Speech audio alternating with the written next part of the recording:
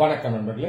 இந்த வீடியோல நாம பொலிட்டிக்கல் சயின்ஸ் சம்பந்தமான 3 முக்கியமான கான்செப்ட்ஸை பத்தி டிஸ்கஸ் பண்ண போறோம். இந்த கான்செப்ட்ஸ்னுடைய மீனிங், இந்த கான்செப்ட்ஸ் மத்தியில் இருக்கக்கூடிய டிஃபரன்ஸ், வித்தியாசம், அது இல்லாம இந்த கான்செப்ட்ஸ் குள்ள இருக்கக்கூடிய இன்டர் ரிலேஷன்ஷிப், உறவு, இதை நம்ம பார்ப்போம். இந்த கான்செப்ட் சம்பந்தமா ஏற்கனவே நம்ம சேனல்ல நான் டிஸ்கஸ் பண்ணியிருக்கேன். ஆனாலும் நிறைய மாணவர்கள் இது சம்பந்தமா ரிப்பீட்டடா டவுட்ஸ் ரைஸ் பண்றாங்க. இது நேச்சுரல் தான். ஜெனரல் ஸ்டடீஸ்ல பாலிட்டி படிக்கும் போதும் சரி, அல்லது sociology, political science, public administration போன்ற ஆப்ஷனல் சப்ஜெக்ட்ஸ் படிக்கும் போதும் சரி, இந்த டவுட்ஸ் ரெகுலரா ரைஸ் ஆகும். இன்னும் நிறைய பேருக்கு இதுல ப்ராப்பரா கிளாரிட்டி இல்லை. சரி, நாம இந்த கான்செப்ட்ஸ் இத இன்டெப்தா டிஸ்கஸ் பண்ணுவோம். இந்த 3 கான்செப்ட்ஸ் என்ன அப்படின்னு பாத்தீங்கன்னா, capitalism, socialism and communism. Capitalism அப்படின்றது முதலாளித்துவம், சோசியலிசம் அப்படின்றது சமத்துவம் அப்படின்னு சொல்லலாம், கம்யூனிசம் அப்படின்றது பொது உடைமை தத்துவம். சரி, முதல்ல கேபிட்டலிசம், முதலாளித்துவம், இது என்ன, இதை நம்ம பார்த்துவோம். கேபிட்டலிசம் அப்படிங்கிறது ஒரு எக்கனாமிக் பிலாசபி. இது ஒரு பொருளாதாரம் சார்ந்த தத்துவம், கேபிட்டலிசம். இந்த கேபிட்டலிசம் என்ன சொல்லுது அப்படின்னு பாத்தீங்கன்னா, அரசு, ஸ்டேட், பொருளாதாரத்துல ஈடுபடக்கூடாது அப்படின்னு சொல்லுது. State should not run, regulate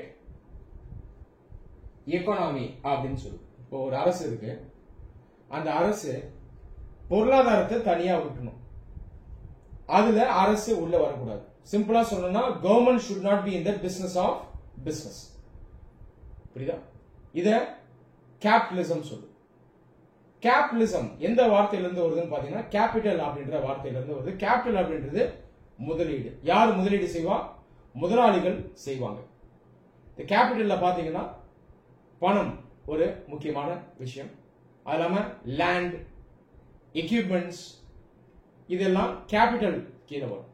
இந்த கேபிட்டல் இத இன்வெஸ்ட் பண்றவர் நம்ம கேபிட்டலிஸ்ட், முதலாளி அப்படின்னு சொல்றோம். சோ இந்த கேபிட்டலிஸ்ட வச்சுதான் இந்த முதலாளித்துவம் நடக்குது. சரி, இப்போ ஸ்டேட் எக்கனாமிக்குள்ள வரக்கூடாதுன்னா, அப்போ இங்க யார் வருவான்னு பாத்தீங்கன்னா, பிரைவேட் செக்டர், தனியார் இருக்காங்கல்ல, இவங்க தான் எக்கனாமிய ரன் பண்ணுவாங்க. யார் சொல்றா? கேபிட்டலிசம் சொல்லுது. இதெல்லாம் theoretical features of capitalism. So இந்த கொள்கைக்குள்ள இருக்கக்கூடிய முக்கியமான ஃபீச்சர்ஸ். பிரைவேட் செக்டர் கீழே யார் வருவா? பெரிய நிறுவனங்கள், கார்ப்பரேட் நிறுவனங்கள் மட்டும் பிரைவேட் செக்டர் கிடையாது, தனிநபர்களும் பிரைவேட் செக்டர் தான். நீங்க, நானு, கூட்டுறவு நிறுவனங்கள், cottage industries, micro, small, medium scale enterprises எல்லாருமே பிரைவேட் செக்டர் கீழே வந்துடுவாங்க. சோ இந்த நபர்கள் தான் அந்த எக்கனாமியை முன்னெடுத்து செல்வாங்க. அது இல்லாம கேபிட்டலிசம் என்ன சொல்லுதுன்னா, பிரைவேட் வெல்த்,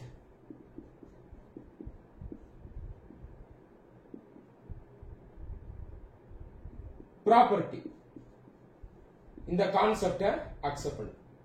பிரைவேட் வெல்த், ப்ராப்பர்ட்டிங்கிறது தனிநபர் கையில் இருக்கக்கூடிய சொத்து, உடைமைகள், வீடு, நிலம், இதெல்லாம் private wealth, property.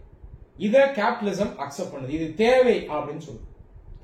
Private wealth அப்படின்ற கான்செப்ட் இருந்தாதான் மோட்டிவேஷன் இருக்கும், என்கரேஜ்மெண்ட் இருக்கும். தனிநபர்கள் கேபிட்டல இன்வெஸ்ட் பண்ணுவாங்க. அவங்க கையில் இருக்கக்கூடிய ஸ்கில், டேலண்ட், இதெல்லாம் மேக்சிமம் அவங்க யூஸ் பண்ணுவாங்க. அதை வச்சு அவங்க வளர நினைப்பாங்க. இதனால பிரைவேட் வெல்த் தேவை அப்படின்னு கேபிட்டலிசம் சொல்லுது. பிரைவேட் வெல்த்துக்கு ப்ரொடெக்ஷனும் இருக்கணும் அப்படின்னு கேபிட்டலிசம் சொல்லுது. இந்த பிரைவேட் வெல்த் எங்க இருந்து வருது சார்? பிரைவேட் வெல்த் எங்க இருந்து பாத்தீங்கன்னா, ப்ராஃபிட்ல இருந்து வருது. ப்ராஃபிட்ங்கிறது லாபம். லாபம் எங்க இருந்து வருது? லாபம் சர்ப்ளஸ் ஆஃப் ப்ரொடக்ஷன்ல இருந்து வருது. சர்ப்ளஸ் ஆஃப் ப்ரொடக்ஷன் என்ன? உற்பத்தி மிகுதி. உதாரணத்துக்கு ஒரு மேனுஃபேக்சரர் எடுத்துங்களா, அவர் சேர் செய்யறார், 10 சேர் செய்யறார். 10 சேர்ல 5 சேர் அவருடைய ஃபேமிலிக்கு தேவை. மிச்சருடைய 10 சேர் சர்ப்ளஸ், மிகுதி. இந்த மிகுதி என்ன பண்ணலாம்? விற்பனை செய்யலாம். விற்பனை செய்யறதுனால என்ன கிடைக்குது? ப்ராஃபிட், லாபம் கிடைக்குது. அந்த லாபத்தை எடுத்து நம்ம என்ன பண்ணலாம்? பிரைவேட் வெல்த் உருவாக்கலாம். சொல்றது புரியுதா? பணம் கிடைக்குது, அது லாபம். அதை கொண்டு போய் அவர் மேற்கொண்டு சில பொருட்களை வாங்கலாம், தன் வசம் அதை வைக்கலாம். இதுதான் பிரைவேட் வெல்த் அப்படின்னு சொல்றோம். சரி, இந்த கேபிட்டலிஸ்ட் எக்கானமி, இந்த பொருளாதாரத்தை யார் ரன் பண்ணுவா? கவர்மெண்ட் ரன் பண்ணாது, பிரைவேட் செக்டர் தான் ரன் பண்ணுவாங்க. ஆனா பிரைவேட் செக்டர் தாண்டி மக்களும் இதுல இருக்காங்க இல்லையா?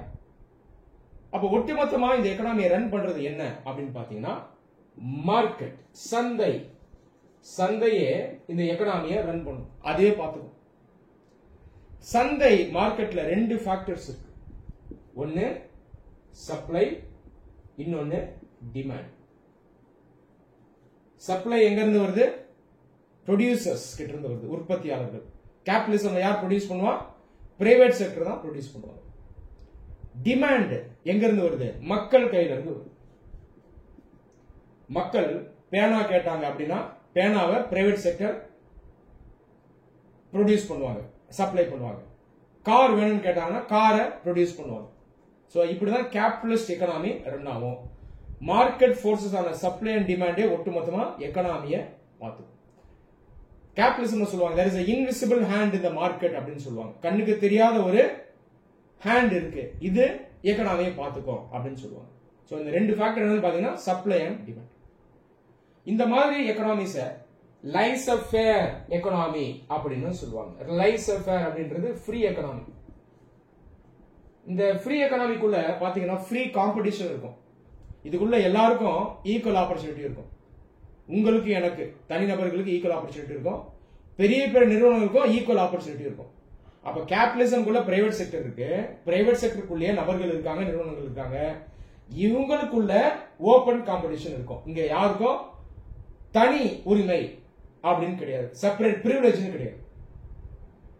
ஒரு சில கேபிட்டலிஸ்ட் சிஸ்டம்ல பாத்தீங்கன்னா மாற்றம் இருக்கும். இதை மெர்கன்டலிசம் அப்படின்னு சொல்லுவாங்க. உதாரணத்துக்கு இங்கிலீஷ் ஈஸ்ட் இந்தியா கம்பெனி இந்தியாவுக்குள்ள வந்துச்சு. இந்த கான்செப்ட் பாத்தீங்கன்னா மெர்கன்டலிசம். மெர்கன்டலிசம் அப்படின்றதுன்னா பெரிய நிறுவனங்கள், லார்ஜ் பிசினஸ், இதுக்கு அரசே சப்போர்ட் பண்ணும்.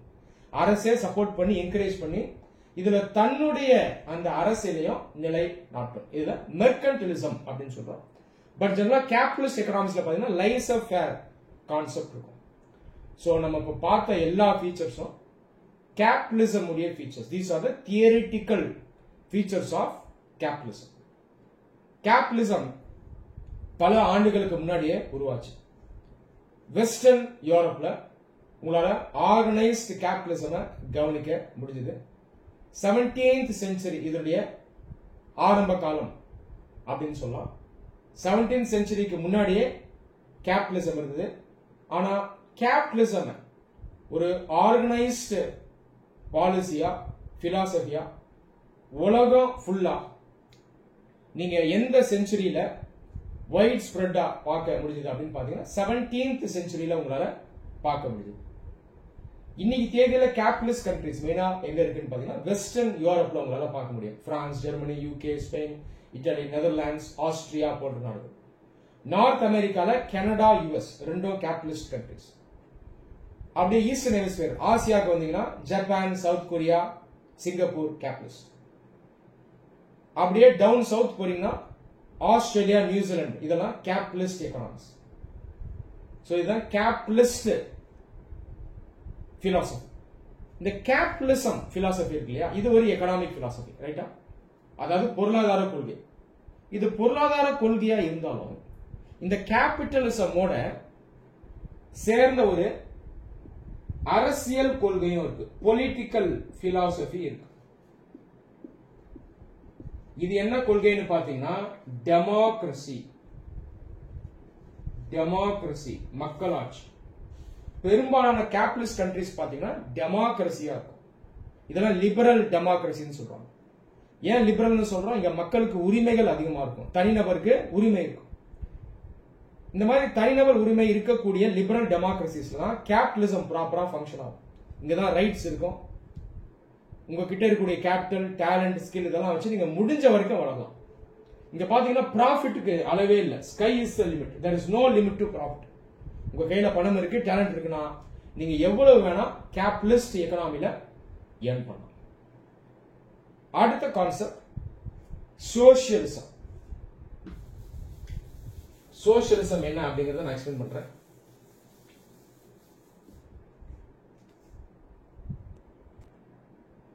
சோசியலிசம்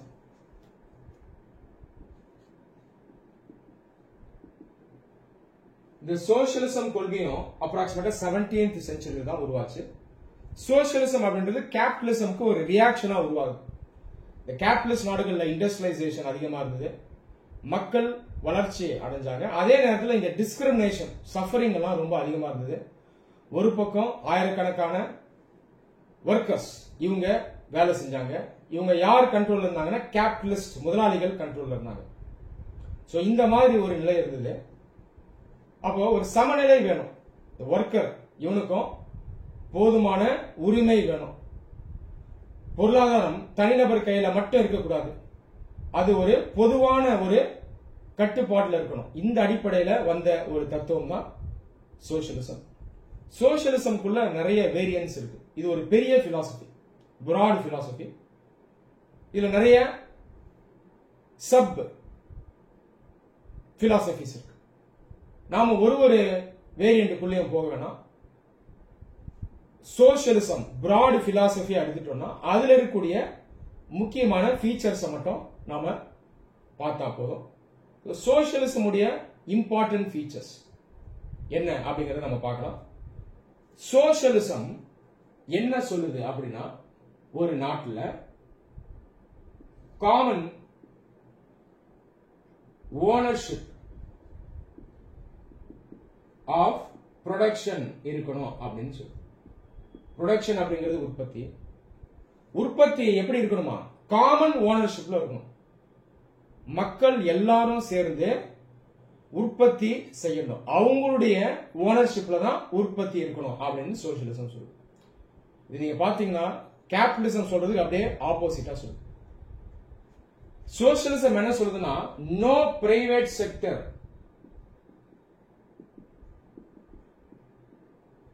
கேபிட்டலிசம் பிரைவேட் செக்டர் வேணும்னு சொல்லுது, ஸ்டேட் இருக்கக்கூடாதுன்னு சொல்லுது. சோசியலிசம் என்ன சொல்லுது? பிரைவேட் செக்டரே இருக்கக்கூடாது அப்படின்னு சொல்லுது. இந்த இடத்துல ப்ரொடக்ஷன் எப்படி நடக்கும்? ப்ரொடக்ஷனை ஸ்டேட் தான் டிசைட் பண்ணும். ஸ்டேட், அரசு. ஸ்டேட் ரன்ஸ் த எக்கனாமி, டிசைட்ஸ் ப்ரொடக்ஷன். அந்த நாட்டில் எதை ப்ரொடியூஸ் பண்ணணும் அப்படிங்கறத அரசே முடிவு பண்ணும். அதனால அந்த நாட்டில் இருக்கக்கூடிய இண்டஸ்ட்ரீஸ், உற்பத்தி ஆலைகள், இதுவும் யார் கையில இருக்கும்னா ஸ்டேட் ஓனர்ஷிப் கையில தான் இருக்கும். எல்லா நிறுவனங்களையும் அரசே எடுத்து நடத்தும், தனியார் கையில எதுவுமே இருக்காது.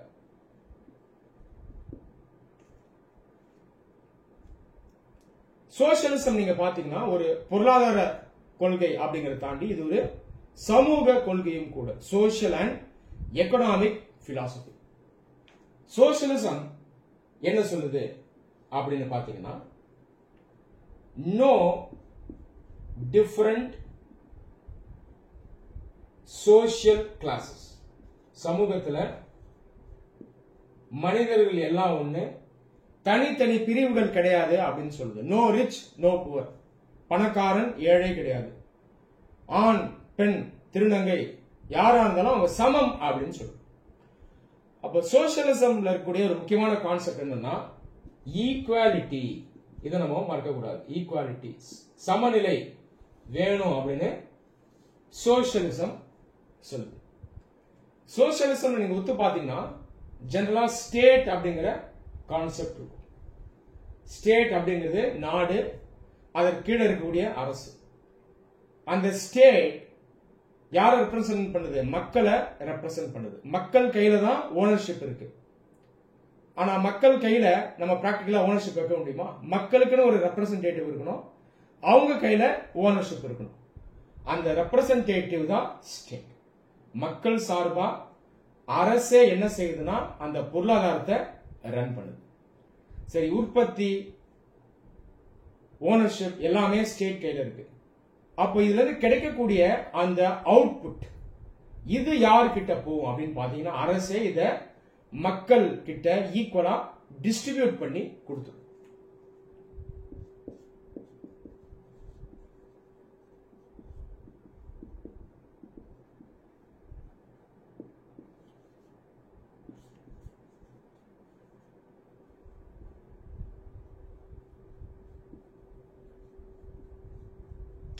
அரசு உற்பத்தி பண்ணுது, அதுல கிடைக்கக்கூடிய அந்த பொருட்கள் பலன் இத மக்களுக்கு ஈக்குவலா டிவைட் பண்ணி அரசு கொடுத்துருது.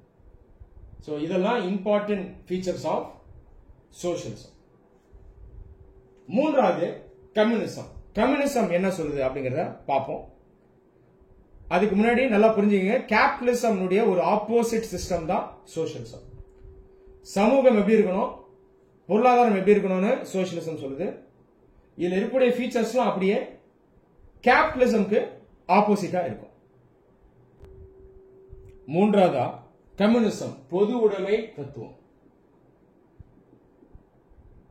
கம்யூனிசம்ங்கிறது ஒரு பெரிய philosophy, broad philosophy. Social, economic,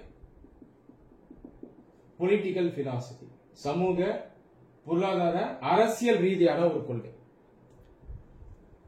communism தியரிட்டிக்கலா, அதாவது ஆன் பேப்பர் என்ன சொல்லுதுன்னா நோ ஸ்டேட் அப்படின்னு சொல்லுது. நாடே கிடையாது, அரசே கிடையாது அப்படின்னு கம்யூனிசம் சொல்லுது. இந்தியா அப்படின்ற ஒரு நாடே தேவையில்லை, சைனாங்கிற நாடு தேவையில்லை, அமெரிக்கான்ற நாடு தேவையில்லை, ஜெர்மனிங்கிற நாடு தேவையில்லை, பாகிஸ்தான் நாடு தேவையில்லை. இந்த மாதிரி ஒரு நிலையை தான் வேணும்னு கம்யூனிசம் சொல்லுது. நாடுகளே இல்லை, அப்ப யார் இருப்பா? மக்கள் தான் இருப்பாங்க. இந்த உலகத்தில் இருக்க மக்கள் எல்லாரும் ஈக்குவலா ஒரே கம்யூனிட்டியா இருப்பாங்க. இததான் சோஷியலிசம், கம்யூனிசம் விரும்புது. அடுத்து கம்யூனிசம் என்ன சொல்லுதுன்னா no private wealth, no money. இங்க சோஷியலிசம் சொல்றதுதான் கம்யூனிசம் சொல்லுது. பிரைவேட் வெல்த்ங்கிற கான்செப்ட் கிடையாது, பணம் அப்படின்ற ஒரு கான்செப்டே கிடையாது. அப்ப இங்கேயும் நீங்க என்ன புரிஞ்சுக்கணும்னா காமன் ஓனர்ஷிப் இங்கேயும் இருக்கு. மக்கள் எல்லாம் ஒண்ணு சேர்ந்து காமனா இந்த உலகத்தில் இருக்கக்கூடிய எல்லா ரிசோர்சஸையும் வெல்த்தையும் ஓன் பண்றாங்க. இதை நீங்க கம்யூனிசம்ல கவனிக்க முடியும். இந்த காரணத்தினால பிரைவேட் வெல்த் அப்படிங்கிறது கிடையாது. புரியுதா? நீங்க ஹைபோதெட்டிக்கலா பாத்தீங்கன்னா கம்யூனிசம்ல இனி தேர்தல இந்தியாவில் ஒரு நபர் இருக்காரு அப்படின்னா அவருக்கு அமெரிக்காவில் இருக்கக்கூடிய ஒரு கனிம வளம் இவருக்கும் சொந்தம். அமெரிக்காவில் இருக்கக்கூடிய ஒரு மனிதர் இந்தியாவில் இருக்கக்கூடிய ஜார்க்கண்ட்ல இருக்கிற கனிம வளம் அவருக்கு சொந்தம். இந்த மாதிரி உலகத்தில் இருக்க எல்லா ரிசோர்சஸையும் ஈக்குவலா எல்லாரும் ஷேர் பண்ணி ஒன்னா வாழ்வாங்க. இதுதான் கம்யூனிசம் சொல்லுது. அடுத்து கம்யூனிசம் என்ன சொல்லுதுன்னா no social classes. Once again socialism சொல்றதையும் கம்யூனிசம் சொல்லுது. எல்லாரும் சமம் அப்படின்னு சொல்லுது. ஆண் பெண் திருநங்கை எல்லாம் ஒண்ணு, ஏழை பணக்காரன் கிடையாது, ஒருத்த மேல ஒருத்த கீழே கிடையாது. இது எல்லாத்தையுமே கம்யூனிசம் சொல்லுது. இதெல்லாம் theoretical features of communism. Communism பாத்தீங்கன்னா ஒரு யூட்டோப்பியன் பிலாசபி. யூட்டோப்பியன் அப்படிங்கிறது என்னன்னா ஒரு விஷயத்தை நம்ம இமேஜின் பண்ணிருப்போம், அது கேட்கறதுக்கு ரொம்ப நல்லா இருக்கும். இப்படி இருந்தா இந்த உலகமே ரொம்ப நல்லா இருக்குமே அப்படின்னு நமக்கு தோணும். ஆனா பிராக்டிக்கலா இந்த மாதிரி சிஸ்டம்ஸை அட்டைன் பண்றது கஷ்டம். அப்படிப்பட்ட ஒரு பிலாசபி தான் கம்யூனிசம் பிலாசபி. சரி, அடுத்து இந்த சோசியலிசமோ கம்யூனிசமோ எப்படி ரிலேட் ஆகுது அப்படிங்கறத நம்ம பார்ப்போம். மார்க்சிசம் அப்படின்ற ஒரு பிலாசபி இருக்கு. நிறைய பேர் மார்க்சிசம் கம்யூனிசம் அப்படின்னு சொல்லுவாங்க, கம்யூனிசம் மார்க்சிசம் சொல்லுவாங்க. இது உண்மை கிடையாது. மார்க்சிசம் அப்படிங்கிறது ஒரு கொள்கை. சோசியலிசம் அடிப்படையா வச்ச ஒரு கொள்கை தான் மார்க்சிசம். இந்த மார்க்சிசம் நம்ம சயின்டிபிக் சோசியலிசம் அப்படின்னு சொல்லலாம். இந்த மார்க்சிசம் கொள்கை இதை யாரு முன்னெடுத்து வைக்கிறான்னு பாத்தீங்கன்னா கார்ல் மார்க்ஸ், ஜெர்மன் ஸ்காலர். அவருடைய நண்பர் ஃபிரெட்ரிக் எங்கல்ஸ்.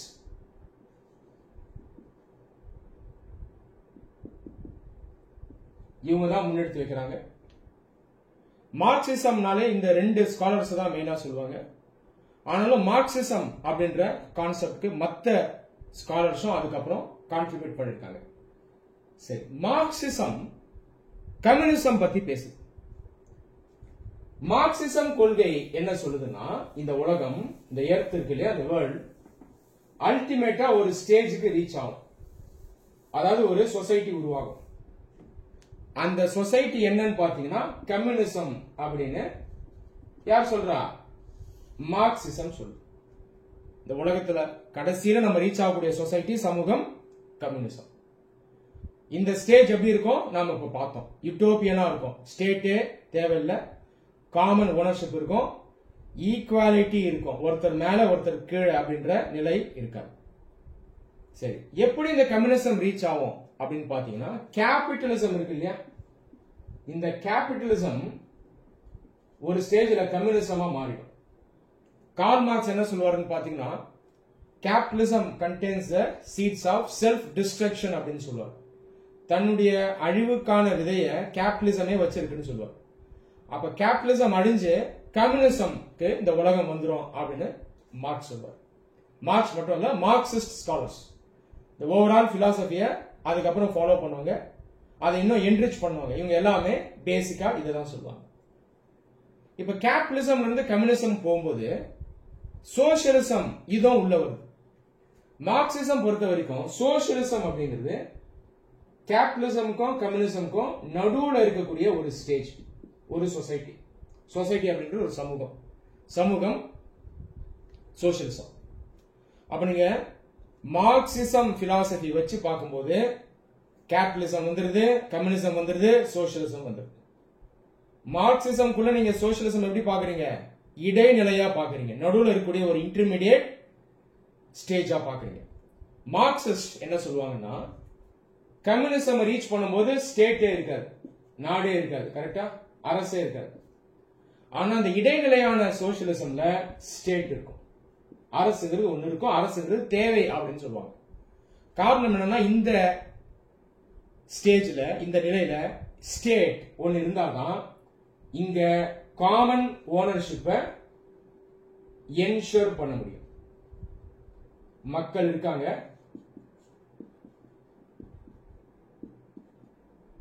இவங்க கையில தான் ஓனர்ஷிப் இருக்கும். இதை யார் ரெப்ரசென்ட் பண்றா? ஸ்டேட் தான் ரெப்ரசென்ட் பண்ணுது. இந்த மக்கள்லாம் யாருன்னு பாத்தீங்கன்னா ஒர்க்கர்ஸ், தொழிலாளர்கள்.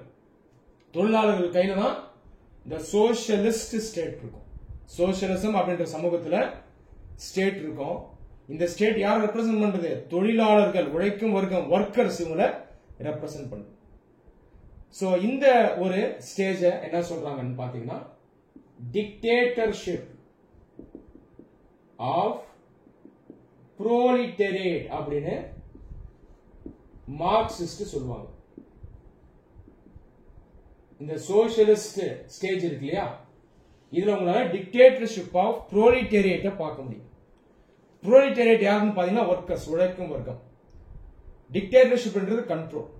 இந்த இடத்துல டிக்டேட்டர்ஷிப் அப்படின்றது ஒரு சர்வாதிகாரம் அப்படின்னு நம்ம எடுத்துக்க முடியாது. ஒருத்தர் கீழே இருக்கக்கூடிய சர்வாதிகாரம் இல்ல, இது தொழிலாளர்கள் எல்லாம் இருந்து அந்த ஸ்டேட்டை கண்ட்ரோல் பண்ணுவாங்க, அவங்க கையில அந்த அதிகாரம் இருக்கும். இதுதான் நம்ம டிக்டேட்டர்ஷிப் ஆஃப் புரோலிட்டேரியட் அப்படின்னு சொல்றோம். அப்போ இந்த இடைநிலையில ஸ்டேட் இருக்கும், கடைசி நிலையான கம்யூனிசம்ல ஸ்டேட் இருக்காது. சொல்றது புரியுதா? இப்போ ஸ்டேட் இருக்கு அப்படின்னா அது ஒரு அரசும் இருக்கணும்ல, கவர்மெண்ட்டும் இருக்கணும்ல. கரெக்டா நான் சொல்றது? இந்த கவர்மெண்ட்டை எந்த பொலிட்டிக்கல் பார்ட்டி, அரசியல் கட்சி ஃபார்ம் பண்ணும் அப்படின்னு பாத்தீங்கன்னா ஒரு கட்சி இருக்கணும் அப்படின்னு மார்க்சிஸ்ட் சொல்லுவாங்க. இந்த கட்சி யார் ரெப்ரசென்ட் பண்ணுது? ஒர்க்கர்ஸ் ரெப்ரசென்ட் பண்ணுது. இந்த கட்சி அவங்க வேன்கார்டு பார்ட்டி அப்படின்னு சொல்றாங்க. Vanguard party. உதாரணத்துக்கு சோவியத் யூனியன், விளாடிமிர் லெனின் அவர் அங்க லீடரா இருந்தார். அவர் என்ன சொன்னார்னா, சோசியலிஸ்ட் கண்ட்ரில வேன்கார்டு பார்ட்டி தேவை, ஒரு கட்சி தேவை அப்படின்னு சொல்றாரு. இப்ப சோவியத் யூனியன்ல போல்ஷெவிக் அப்படின்னு கட்சி இருந்தது, ரெவல்யூஷனரிஸ், அவங்க தான் சண்டை போட்டாங்க. சோ அவங்க தான் அங்க ஆட்சி அமைக்கிறாங்க. சோ இது நீங்க எப்படி பார்க்கலாம்? வேன்கார்டு பார்ட்டியா பார்க்கலாம். சோ வேன்கார்டு பார்ட்டி அப்படிங்கிறது சோசியலிசம் இருக்கும். அதுக்கப்புறம் அந்த கட்சி இல்லாம போயிடும், தேவை இல்லாம போயிடும், அரசுக்கும் தேவை இல்லாம போயிடும். காரணம் என்னன்னா நம்ம கம்யூனிசம் ரீச் பண்ணிடுறோம். லெனின் என்ன சொல்லுவாருன்னு பாத்தீங்கன்னா, இந்த வேன்கார்டு பார்ட்டி இருக்குல்ல, இந்த வேன்கார்டு பார்ட்டி அதாவது ஒரு நாட்டில் இருக்கக்கூடிய வேன்கார்டு பார்ட்டி, அந்த காலத்துல சோவியத் யூனியன் தான் பாத்தீங்கன்னா இந்த கம்யூனிச கொள்கையை முதல்ல பெரிதளவுல கையில் எடுத்து ஃபாலோ பண்றாங்க. அப்ப இந்த வேன்கார்டு பார்ட்டியானது மற்ற நாடுகள்ல இருக்கக்கூடிய கட்சிகள் இவங்களோட சேர்ந்து ஒர்க் பண்ணி அந்த நாடுகள்லயும் சோசியலிசம் கொண்டு வரணும் அப்படின்னு சொல்றாரு. யார் சொல்றா? லெனின் சொல்றார். So capitalism, communism and socialism, இத மூணுத்தையும் மார்க்சிஸ்ட் பெர்ஸ்பெக்டிவ்ல நாம இப்படிதான் பார்க்கணும். சரி, இப்ப பிராக்டிகலா நாடுகளை நம்ம எப்படி பார்க்கலாம்? கேபிட்டலிஸ்டா, சோசியலிஸ்டா, கம்யூனிஸ்டா? இந்த கேள்வியை நிறைய மாணவர்கள் எழுப்புவாங்க. நீங்க பிராக்டிகலா கம்யூனிஸ்ட் நாடுன்னு ஒரு நாடு கிடையாது. ஏன் கிடையாது? கம்யூனிஸ்ட் நாட்டுல நீங்க கம்யூனிசம் படி தியரிட்டிக்கலா பாத்தீங்கன்னா அங்க அரசே இருக்கக்கூடாது. கரெக்டா? கம்யூனிசம் என்ன சொல்லுது? நோ ஸ்டேட் அப்படின்னு சொல்லுது. அப்போ நீங்க கம்யூனிசம் பியூர் ஃபார்ம்ல பார்க்க முடியுமா? பியூர் ஃபார்ம்ல ஒரு நாட்டுல பார்க்க முடியாது. ஏன்னா கம்யூனிசமே நோ ஸ்டேட்னு சொல்லுது. அப்ப நம்ம பிராக்டிகலா கம்யூனிஸ்ட் நாடுகள் அப்படின்னு சொல்ற நாடுகள் எல்லாமே சோசியலிஸ்ட் நாடுகள் தான். காரணம் என்ன? இந்த சோசியலிஸ்ட் நாடுகள் தான் ஸ்டேட் இருக்கும், அரசு இருக்கும். புரியுதா? யுஎஸ்எஸ்ஆர், இதுக்கு முன்னாடி இருந்த நாடு யுஎஸ்எஸ்ஆர், அதுக்கப்புறம் உடைஞ்சிருச்சு. இன்னைக்கு தேதியில் இருக்க China, Cuba, north Korea, Vietnam, இதுக்கு முன்னாடி இந்த ஆப்கானிஸ்தான் கவர்மெண்ட், ஏமன் கவர்மெண்ட், இந்த நாடுகள் எல்லாம் நம்ம சோசியலிஸ்ட் நாடுகள் அப்படின்னு சொல்லலாம். இதை கம்யூனிஸ்ட் நாடுகள் அப்படின்னு சொல்லுவாங்க. ஆனா பிராக்டிகலா இதெல்லாம் கம்யூனிஸ்ட் கிடையாது, சோசியலிஸ்ட். அப்ப நீங்க என்ன புரிஞ்சுக்கணும்? பிராக்டிகலா கம்யூனிஸ்ட் நாடை நீங்க பார்க்க முடியாது. கம்யூனிஸ்ட் நாடுன்னு ஒரு நாடு நம்ம சொல்றோம்னா அங்க உங்களால சோசியலிசம் தான் பார்க்க முடியும், சோசியலிஸ்ட் ஸ்டேட் தான் பார்க்க முடியும். சைனா எடுத்துங்க, கம்யூனிஸ்ட்னு சொல்லுவாங்க, ஆனா அது சோசியலிஸ்ட். இங்க ஒரு கட்சி இருக்கும், communist party of China, CPC. புரியுதா சொல்றது? சோ இப்படிதான் நீங்க சோசியலிசம் பிராக்டிகலா இந்த உலகத்துல பார்க்க முடியும். சரி, கம்யூனிசம், சோசியலிசம், கேபிட்டலிசம் நம்ம பார்த்துட்டோம். பிராக்டிகலா கம்யூனிஸ்ட் நாடு பார்க்க முடியாது. கம்யூனிஸ்ட் நாடுனாலே அது ஆக்சுவலா சோசியலிஸ்ட் நாடா தான் இருக்கும். இதையும் பார்த்துட்டோம். அப்ப நீங்க இந்த உலகத்துல எந்த மாதிரி நாடுகளை பார்க்கலாம்? சோசியலிஸ்ட பார்க்க முடியும், இன்னொன்னு கேபிட்டலிஸ்ட பார்க்க முடியும். சொல்றது புரியுதா? கம்யூனிஸ்ட் நாடு நீங்க டைரக்டா பார்க்க முடியாது. கம்யூனிஸ்ட் நாடுன்னு சொல்றது ஆக்சுவலா சோசியலிஸ்ட் நாடு. இதுலயுமே நீங்க பாத்தீங்கன்னா உலகத்துல எங்கேயுமே 100% சோசியலிஸ்ட் நாடு கிடையாது, 100% கேபிட்டலிஸ்ட் நாடு கிடையாது. சைனா எடுத்துங்க உதாரணத்துக்கு, இது சோசியலிஸ்ட் நாடு, கரெக்டா? ஆனா இது 100% சோசியலிஸ்ட் கிடையாது. இங்க கேபிட்டலிசம் உடைய சில ஃபீச்சர்ஸ் வந்திருக்கும். உதாரணத்துக்கு இங்கேயும் பிரைவேட் செக்டரை அலோவ் பண்ணுவாங்க, பிசினஸ்மேன் இருப்பாங்க. இப்படி ஒரு சிஸ்டம் தான் உங்களால சைனால பார்க்க முடியும். இந்த சிஸ்டம் நம்ம என்னன்னு சொல்றோம்? மார்க்கெட் சோசியலிசம் அப்படின்னு சொல்றோம். சோசியலிசம் ஏற்கனவே இருக்கு. மார்க்கெட் எங்க இருந்து வருது? கேபிட்டலிசம் இருந்து வருது மேடம். சோ இந்த மாதிரி ஒரு கலப்பை தான் உங்களால பார்க்க முடியும். பெரும்பாலும் சோசியலிசம், ஆனா ஃபுல் சோசியலிசம் இல்ல, கேபிட்டலிசம் உடைய ஃபீச்சர்ஸும் இங்க இருக்கும். அப்படி இந்த பக்கம் வாங்க, உலகத்துல எந்த நாடும் 100% கேபிட்டலிஸ்ட் கிடையாது. அமெரிக்கா, யூகே, பிரான்ஸ் இதெல்லாம் கேபிட்டலிஸ்ட். ஆனா இது 100% கேபிட்டலிஸ்ட் கிடையாது. காரணம் என்னன்னா சோசியலிசம் உடைய ஃபீச்சர்ஸ் இங்க கொஞ்சம் இருக்கும். இந்த ஃபீச்சர்ஸ் நீங்க எப்படி கேபிட்டலிசம்ல பார்க்கணும்னா வெல்ஃபேர் ஸ்டேட் அப்படிங்கிற கான்செப்டை நீங்க இங்க பார்க்கலாம். வெல்ஃபேர் ஸ்டேட் அப்படின்றது மக்களுடைய நலனுக்காக செயல்படக்கூடிய அரசு நலன், இதுதான் வெல்ஃபேர். சோ இந்த கான்செப்டை நீங்க இந்த பக்கம் பார்க்க முடியும். சொல்றது புரியுதா? மார்க்கெட் சோசியலிசம் அந்த பக்கம் பார்க்க முடியும், வெல்ஃபேர் ஸ்டேட்டை இந்த பக்கம் பார்க்க முடியும். வெல்ஃபேர் ஸ்டேட் உதாரணத்துக்கு அமெரிக்கா எடுத்துங்க. அமெரிக்கால கவர்மெண்ட் ஸ்கூல் இருக்கும், பப்ளிக் ஸ்கூல்னு சொல்லுவாங்க. யார் நடத்துறா? அரசு நடத்துது. இது சோசியலிசம் ஃபீச்சர் தானே. அதே போல யூகே, பிரான்ஸ், யூஎஸ் இங்கெல்லாம் ஒரு சில நிறுவனங்களை அரசு நடத்தும். ஆயில், ரயில்வேஸ் இதெல்லாம் சொல்லலாம். அரசு கையிலயும் இருக்கும். ஃபுல்லா அரசு கையில இருந்தாலும் ஓரளவு அரசு கையில இருக்கும். இப்ப இங்க எந்த ஃபீச்சரை பாக்குறீங்க? சோசியலிசம் ஃபீச்சர் தான் நீங்க பாக்குறீங்க. இந்த மாதிரி கலப்பை தான் உங்களால பார்க்க முடியும். இப்படிதான் பிராக்டிகலா உலக நாடுகள் இருக்கும். சொல்றது புரியுதா? இப்ப கடைசியா பொலிட்டிக்கல் ஆஸ்பெக்டுக்கு வரேன். நம்ம ஏற்கனவே இந்த பிலாசபிஸ பார்த்துட்டோம். டெமோக்ரசி, இந்த பொலிட்டிக்கல் ஃபீச்சர்ஸ் எங்க இருக்கும்னு பாத்தீங்கன்னா கேபிட்டலிசம் தான் இருக்கும்.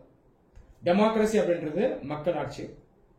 இந்த டெமோக்ரசி அப்படின்ற பிரின்சிபல் இருந்தா தான் கேபிட்டலிசம் ஒர்க் ஆகும். ஏன்னா டெமோக்ரசியில தான் மக்களுக்கு உரிமை இருக்கு, ரைட்ஸ் இருக்கு, ஃப்ரீடம் இருக்கு. இந்த மாதிரி ஒரு பொலிட்டிக்கல் சிஸ்டம்ல தான் மக்கள் அவங்களுடைய கேபிட்டல், எனர்ஜி, டேலண்ட், ஸ்கில் இதெல்லாம் ஃபுல்லா யூஸ் பண்ண முடியும். அப்ப நீங்க பெரும்பாலான கேபிட்டலிஸ்ட் நாடுகள் எப்படி இருக்கும்னா டெமோக்ரசியாவும் இருக்கும். இன்னைக்கு தேதியிலையும் பாருங்க, பெரும்பாலான கேபிட்டலிஸ்ட் நாடுகள் Japan, Germany, America, France, Australia, New Zealand போன்ற நாடுகள்லாம் கேபிட்டலிஸ்ட் நாடுகள் தான் இருக்கும். பெரும்பாலான சோசியலிஸ்ட் நாடுகள் பாத்தீங்கன்னா டெமோக்ரசியா இருக்காது. உதாரணத்துக்கு சைனா எடுத்துங்க, டெமோக்ரசி கிடையாது. நார்த் கொரியா டெமோக்ரசி கிடையாது. ஏன் டெமோக்ரசி கிடையாதுன்னா இங்க இருந்து ஒன் பார்ட்டி ரூல் இருக்கும். சைனால எந்த பார்ட்டி இருக்கு? சிபிசி இருக்கா? அந்த ஒரு கட்சியினுடைய கண்ட்ரோல்ல தான் இந்த நாடு இருக்கும். அப்ப நேச்சுரலா டெமோக்ரசி பார்க்க முடியாது. மற்ற கட்சிகள் அங்க இருக்காது, இருந்தாலும் பேருக்கு தான் இருக்கும். அது இல்லாம இந்த ஒரு கட்சி தான் கண்ட்ரோல் பண்ணும். நீங்க கேட்கலாம், ஒரு கட்சி கண்ட்ரோல் பண்ணது நல்லது தானே, மக்களுக்காக தானே இருக்குன்னு கேட்கலாம். நல்ல கேள்வி. ஆனா பிராக்டிஸ்ல பாத்தீங்கன்னா அது மக்களுக்கான கட்சியா இருக்காது. அதாவது மக்கள் எல்லாரும் சேர்ந்து அவர்களுடைய பிரதிநிதியா அந்த கட்சி இருக்காது. அந்த கட்சியில பாத்தீங்கன்னா ஒரு சில நபர்கள் அவங்க கையில தான் அதிகாரம் இருக்கும். இந்த மாதிரி ஒரு சர்வாதிகாரத்தை பல சோசியலிஸ்ட் நாடுகள்ல உங்களால பார்க்க முடியும். நார்த் கொரியா அப்படி ஒரு நாடு தான். கிங் ஜோங் உன் ஒரு சர்வாதிகாரி, அந்த மாதிரி நடக்கூடியவர் தான் அவர். சைனால கம்யூனிஸ்ட் பார்ட்டில இந்த மாதிரி பவர்ஃபுல் பர்சன்ஸ் இருப்பாங்க. அதுல ஒரு சில பேர் தான் முக்கியமான முடிவுகளை எடுப்பாங்க. சோ இப்படிதான் டெமோக்ரசி சோசியலிசம்லயும் கேபிட்டலிசம்லயும் அப்ளை ஆகும்.